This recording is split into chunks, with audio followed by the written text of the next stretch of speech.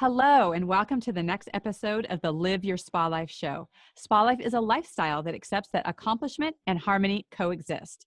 The spa in spa life stands for Seek Power Always, that power within you to step in to do your brilliance in the world. I am so thrilled to introduce to you our special guest today, Holly Porter. She is an influencer, a trailblazer, an innovative entrepreneur, and a philanthropist. She connects you to your success and leads by example. Holly is an international speaker who inspires business breakthroughs and personal transformations, helping you formulate a prosperous and sustainable business using cutting-edge tools. Holly, welcome to the show. Thank you, Diane. I'm so happy to be here. It's so wonderful to have you here. And, you have such a gift with working with people. You are a problem solver and you are such a deep listener and you put all of yourself into your business. One of the things I really love about what you do is that you have this kind of work hard, play hard, and that finding, relaxing time with your family is a priority for you.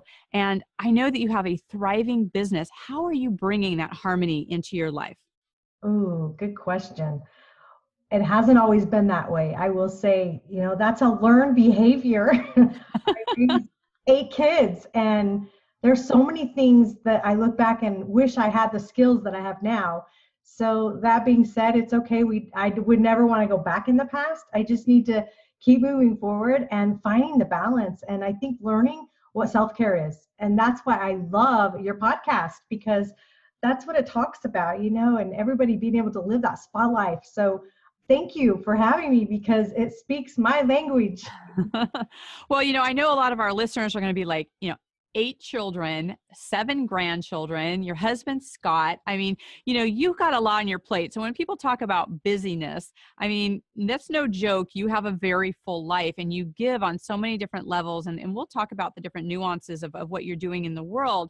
But tell us about this hard lesson that you had with this self-care. How did you come to self-care being non-negotiable? Ooh, it was definitely, like I said, learned. I ran a salon and spa. And so you think I would get it. I was the last person to get it. Like, where's the memo? I did not get it, right? Right. Physician, heal thyself. Yeah, because I'd go to work and everything I've ever done, whether I was in a service organization or, a service business, which has always been my companies have always been service-based. You serve, you give. And I would be jealous when these women, young women, who I felt like should be spending money buying their kids' clothes or shoes or whatever, because that's what I was struggling to do. And they would come and get a pedicure. And I was like, I think it was more of a jealousy thing. It was like, at the time I didn't realize that. It was like, how dare you be able to do that? And just so selfish about it. And now I'm like, wow, they were the smart ones, really. Because then I'd come home and have to serve everybody at home after serving people all day. That's all I did was serve. Right. So was there a particular incident or something that happened where you're just like, you know what, enough is enough. I need to take care of myself. And this is actually part of what I do in the world, like is showing up as your best self. Yeah. Okay. True line in the sand. I don't usually say this out loud until I know people. So you're getting the scoop.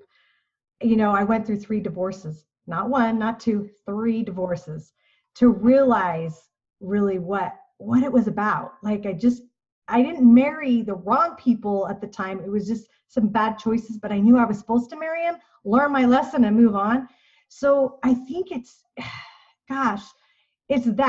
figuring it out for you. And it just, when I took the direction that I am going to go for exact opposite of everything I've been attracting, all of a sudden it was easy and it just came to me. And I learned about manifestation and visions and vision boards, and setting all those things to create really the life you really want. Right. And it didn't come easy. So I'm not sounding like it's a piece of cake. It's not. Right. It was a lot. Yeah, and I so appreciate your vulnerability and sharing that authenticity because, this is exactly what our listeners need to hear because, a lot of times they see us and they're like, oh, they're perfect or, they have this success or they have these things happening, but they don't see the journey that we did in coming here and the lessons. And this is part of what is our work is to really share with people what that is. I mean, I know for myself, when I was with the police department, I had crazy days. I mean, I was running after 911 and then trying to be a single mom and just all the things are really part of our journey. And I love that you're not, you're unapologetic about, your marriages and because they're not mistakes. They're part of your learning. They're part of your relationships. It's part of who you are. And now you have this, bank of knowledge that you can share with your clients and the people that you come in contact with. And I think that that is so amazing. And, I love how you just did this 180 and decided to do the opposite. And we're seeing what was not working and then being able to look at that. And I know so many people live their life by default and they aren't designing and they're not being conscious about how it is that they're doing what they're doing. And I know for you, that this is something that you are consciously looking at. So what are some of the things that you are doing to design your day? I compare it to a recipe book. That's why there's so many cookbooks, because you can just change one little ingredient and shift the whole recipe. Add too much salt, what happens? Add too much sugar, what happens? And I think I'm going to compare that with life. I think with life, we just need to find what's not working and then recognize it and do that, what we call the pivot, just turn, and say, okay, like me, it's like, oh, that's not where I need to be. I'm going to go play over here with this crowd now. I served in political things over the years, and it took a lot for me to realize that wasn't my journey. And it wasn't the fact that I was serving, it was the fact that I was serving the wrong people. I needed to serve the people that wanted to be around me and wanted my services because, I had a lot to offer them. I had a lot of experience, and I would rather honestly hire somebody who's had a little bit of experience. And so even when I coach people, I'm pretty blunt. It's like, I can share everything not to do. Yeah. Oh, absolutely. I think it's so important to really look at how you've taken all of your experiences. And I mean, this is such a benefit for the people that you work with and the people that you connect with, whether it's, clients or friends. And, there's this busyness. And, I've talked about this before about how it's like this new epidemic of like busyness is like this badge to be out there. And, we all have the same 24 hours in the day. And, really looking at what are we doing in our life that is this busyness that is happening and that is showing up? And, that's where all the overwhelm and the anxiety and things happen. And, if anyone could, wave the flag of busyness, I mean, girl, you have been in, the Rotary, you've had, the Service Above Self, award, President's Award, you've written not just one international best-selling book, but 8. Right? And 9 successful startup companies. I mean, you have spread yourself in so many different realms. I mean, even the fundraising aspect, the giving part, the over 300,000 that you fundraised. I mean, there's so many different aspects where you've just given and given and given. You could say that part of the busyness. How is it that you actually apply all the things that are important to you and you let go of that busyness aspect and you are actually clearing things so that you can show up as conscious choice? Oh, wow. Great question. Thanks for all that. You're so sweet. Wow. That's a big question. Like, I think for me, I sacrificed a lot of my personal life for what I was doing. And so, I never want to go back. I always want to be forward moving and forward thinking and just realizing, we all have those challenges. Figure out what it is that, where do you want to go? I always work backwards. So where do I want to be? And then what are my steps to take to get there? Whereas in the past, it was just like, live in the moment, live in the moment. And I'm not saying don't live in the moment. We all need to live in the moment. Right. Live in the moment because I don't have time or the energy to think of anything else around me. Like there's this and this and this and this. And one thing I will say for moms listening because I'm sure we have moms listening, Yep. I will say, family first, like it's got to be. So even when I was AYSO soccer regional commissioner and Rotary president at the same time, and I had 3 companies I was running, still doing hair like 30 hours a week at my salon, and real estate probably 25 hours a week. I mean, you add that up, I was still working 70 hours a week, and I was raising 7 kids in the home at the time. And I would still go to the soccer games, but guess what? I would be on the field on my phone doing a deal with real estate or whatever, or putting out a fire somewhere. So I was present, but I wasn't present. Yeah. And so I think that is a huge component, is to find that balance. We all have to find that balance. And it's okay if you get knocked up. I look at it as an actual balance beam, because I was a gymnast growing up. And, when you're on there and you're not wanting to fall off, so you're working it so hard that you shift just one way and boom, you lose your balance in it. And you think, oh, it's over. No, get back up on the dang beam and do it again, and do it again and again until it feels right. And Right. I totally relate to this. And I know that our moms out there will definitely see this as well, because, there can be this guilt where you've got this conflicting, competing priority of you want to just excel and do your work in the world and your business, but then you also want to be there for your family, which is a lot of times why you're doing your business in the first place, is to be able to provide and be with your family. And so it's like, this juggling act that can happen. And, you're right. It's like when you are not present for any of them, you're not even enjoying any of them. So to really get clear about when you are with who you're with, to be there now, right? And be in that present moment. It's so important to do that. Or yeah, your body could be there, but you probably missed the goal, right? right. Yeah. I ran across somebody one time. They had this great talent. And as hard as I have worked at it, it's never worked out for me. She could be having a conversation and be totally engaged with you and hear a total other conversation and tell you everything that just went on with both of them. And it's like, oh, I want to do that, because you can listen, but you can still see what's going on around you. It would have been a great asset to have in my salon, because when I'm working on somebody, I was totally focused on them, and when I'm having a conversation with someone, I'm engaged. I mean, I'm giving them my all. I want them to know I'm here, Right. Right. Well, and just because we can, I mean, I think as women, a lot of times we can, almost look at that as a benefit or quality that we have, that we can listen to multiple conversations or that we can be doing multiple things. But just because we can doesn't necessarily mean that it adds to our life or the life to people that we're connecting with. And, I've really learned that myself over the years because I did a lot of multitasking growing up with, raising my children and just not being fully present and maybe not hearing, their full stories and what's happening. And so I think a lot of times with our grandchildren, that gets to be the do-over, where it's like, okay, we get what happened with that, and really seeing how important that is, and to carry that over into business and who it is that we're connecting with, and being there for that. Because even though you may be hearing the words, you may not actually be present for the message. And that's the part where we could really disconnect, in our connection with people. Yeah. And I always said, if you don't do it right, you get an opportunity again. As I think I have an 8-year-old grandson right now living with me after being an empty nester for 5 years. And so it's really fresh for me right now. It's like, oh, so I didn't do it correctly. So I get the opportunity to practice all these skills. I know I manifested it. Like, right? You're like, oh, I got this now. I'm like, okay, I got it down now. Is his mom okay? Can he go back? It's like, I mean, and it's such a blessing as well. Like, everything we have to look at does happen for a reason. We don't like the reason a lot of times.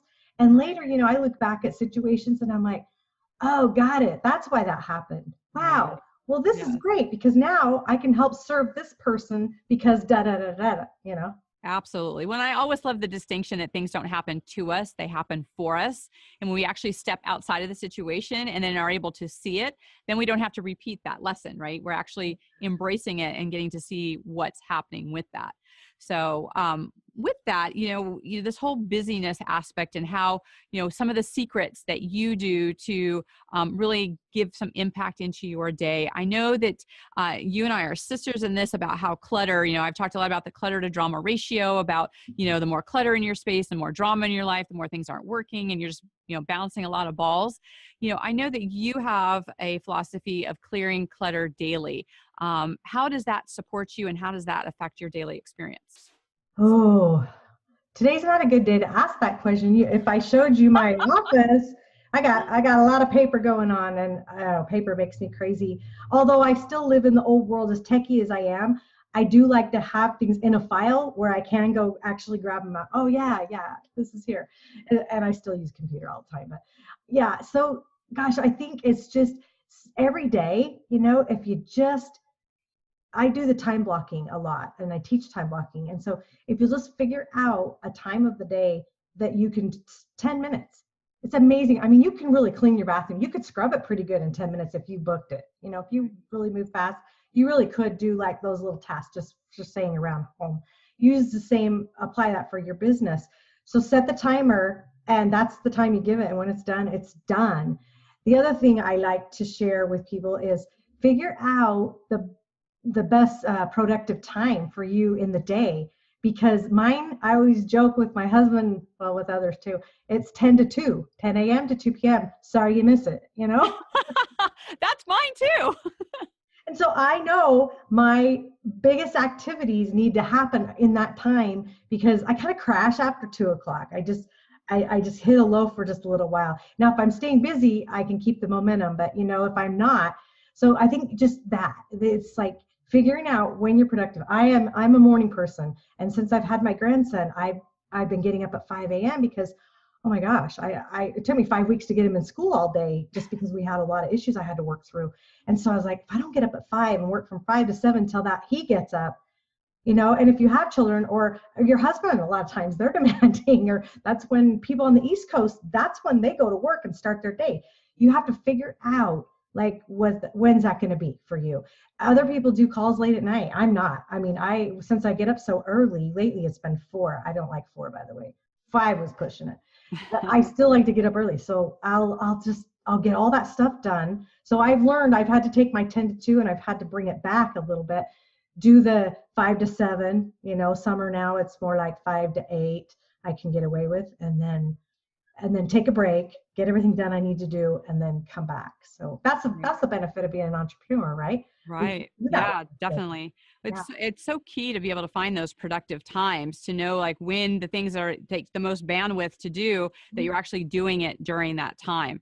And I know that one of the things that you also do too is you say no more often.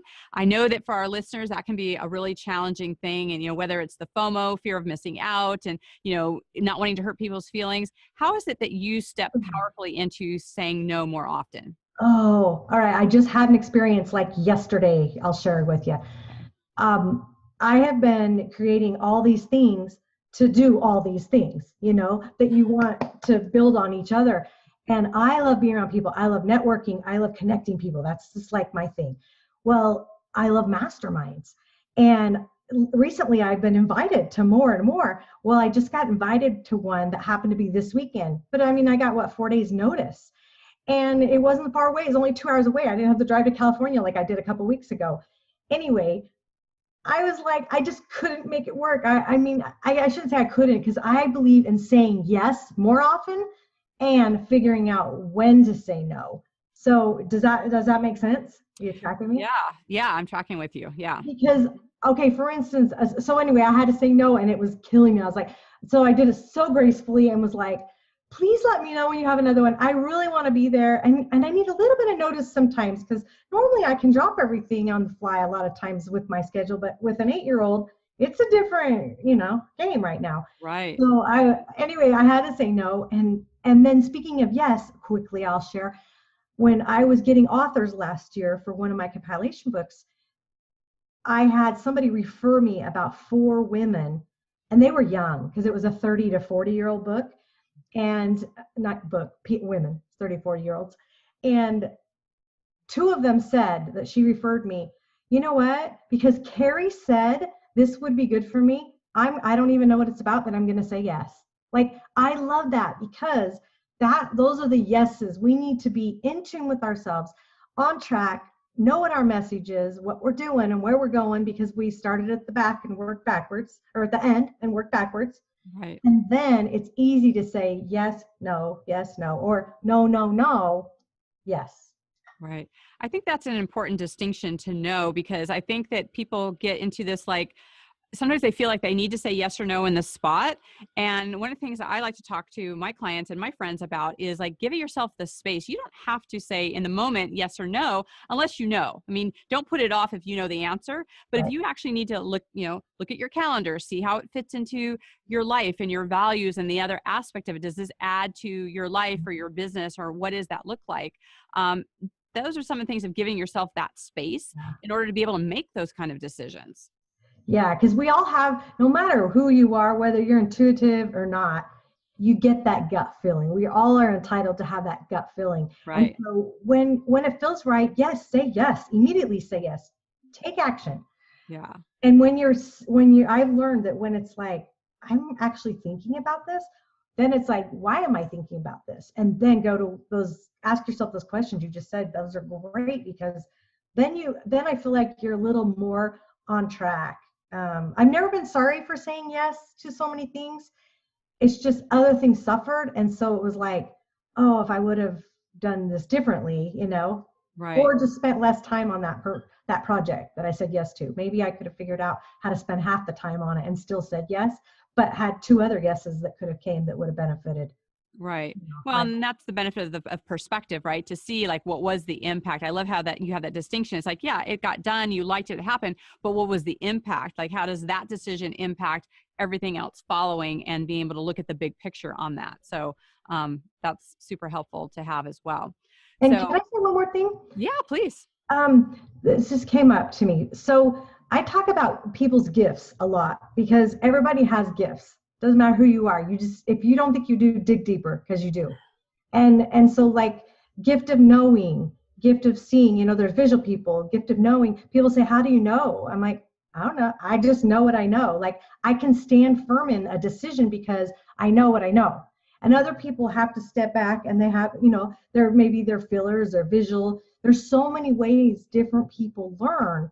And that's why, as teachers and instructors and trainers and coaches, knowing what personality style you're working with is huge, and helping your clients figure that out. Because when they know that, and you know that because you do that as well, when they know that, it makes it a lot easier to say yes and no. Absolutely. That is such a great distinction, because we all have different ways of our knowingness.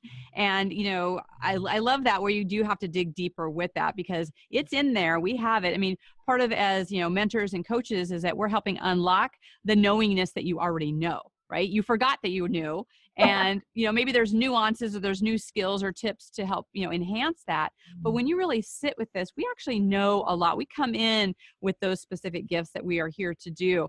And when you have that hit, and you know that it's, it's in alignment with that, you want to act on that. So that's the powerful yes, but then also knowing where is that no that is just as powerful, so that you can do your bigger work that you're here to do. Yeah. And you know how they always say your first answer is usually the right answer, like on a test, for instance. Right. I would say that crosses over with your life decisions too. I would agree. Yeah, absolutely. So, well, speaking of decisions and how you create your life, one of the questions I always love to ask my guests is, our environment really impacts us in a big way. And I love to always look at, how we experience our bedroom versus, like, our kitchen, our office, are all different experiences. And so what is your favorite room in your home, and why? Oh, that's changed over the years as well. And I will say, because of marriages. So right now, when we moved in this house 3 years ago, the most important room I wanted to be was my bedroom. I wanted a sanctuary. I wanted somewhere where I actually wanted to be in that room, because for so many years, that wasn't true for me. I do like to cook. No, I must not. I didn't do a very nice face saying that, did I? When I have extra time, I do enjoy cooking, and I like to eat really healthy. I love my kitchen right now because it's just big and it's open, so I can have my family over and they can hang out, and that's important to me. Even though we don't do those monthly barbecues as much as we want to, so it's shifted over the times. So I definitely would say. Before it's been my workspace, because guess what? That's when I was working 70 hours a week. So I wanted where I was to flow and be functional. But yeah, so I'd say my bedroom first, then my kitchen. Did that Nice. answer the question? Yeah, absolutely. I love the nuances of how people choose their space and how they spend their time. I think it's fascinating for our listeners to kind of see what people create in their space that allows them to focus and do the things that they want to do. If they want to have, rest and sanctuary and connection and relationship, which makes, sense with where you're at, Yeah.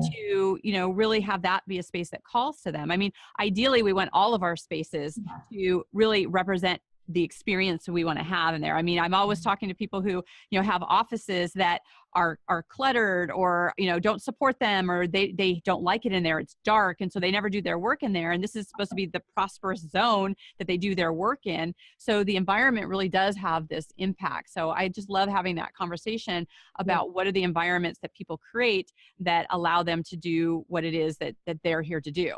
And speaking of to-dos, I know you have a very unique process and thoughts about all kinds of nuances around to do. Would you like to share a little bit about that? Oh, so I have a list, and I call it not a to-do list. I want to say success list because I think that's more important. Yes.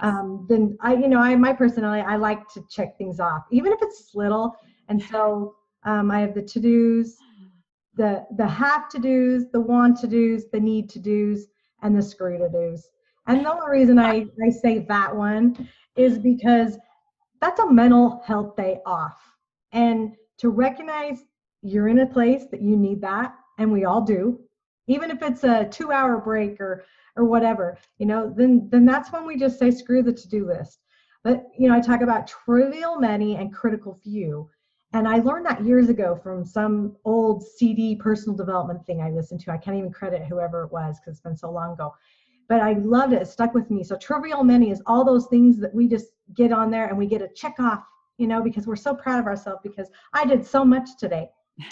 And the critical few are the things that really should have got done that you didn't get done. And so that's why I categorize them in the have to do, should do, and need to do's, right in there. And if you can figure out where they rank, put the critical few during the most productive time of the day. We talked about that. Mm-hmm. And you'll get, when you can get just one or two of those off of your list, then how do you not feel more successful? Right. Yeah. I mean, that adds to like 10 of the trivial things. Absolutely. Yeah. Oh, that is so fabulous. Well, Holly, you and I could chat all day long, and I know that our listeners are going to want to connect with you. How can they do that? Well, my website is hollyporter.com. And my email is holly@hollyporter.com. So you can check me out there. Search me just under Holly Porter on Facebook. And I'd love to connect. Yeah. Prosperity Profilers is also my page on Facebook because I get maxed out all the time on my friends list. I think I have a new page now that I'm moving people over. But I always take like 10 people off a week that I haven't been in contact, or maybe they live in another country. I've never spoke to them. I don't even know who they are, just because I always want to meet new people. So I try to keep it, so I always can add more because I love adding more. Nice. Perfect. Awesome. Well, and we'll put that in the show notes for people to connect on there as well. So, so for our listeners who are wondering about this conversation we're having around spa life, about having the accomplishment and harmony in your life, I also have a free gift for you to go to theliferesetquiz.com. That's theliferesetquiz.com. And it will take you just 2 minutes to have the awareness around where you are succeeding in your life and where you may need some support. And I would also love for you to think about this show. Think about what is it that you heard here that was your aha, that you've maybe heard before, but you just heard it in a different way. And I'd love for you, whether it's on Facebook or YouTube or on the blog talk, is to put in the comments what that is, because that will, spread the love to other people. That will help them land more what that is for you. And then also make sure that you tag both Holly and myself, because we would love to answer any of your questions and connect with you and be able to support you even further along in your journey. So Holly, thank you again for sharing your wisdom and for being here on the show. Thank you. Thank you. Thank you. And for our listeners, I just want to be able to say to you, thank you for sharing your time and for being here with us. And until we connect again, live your spa life. Bye for now.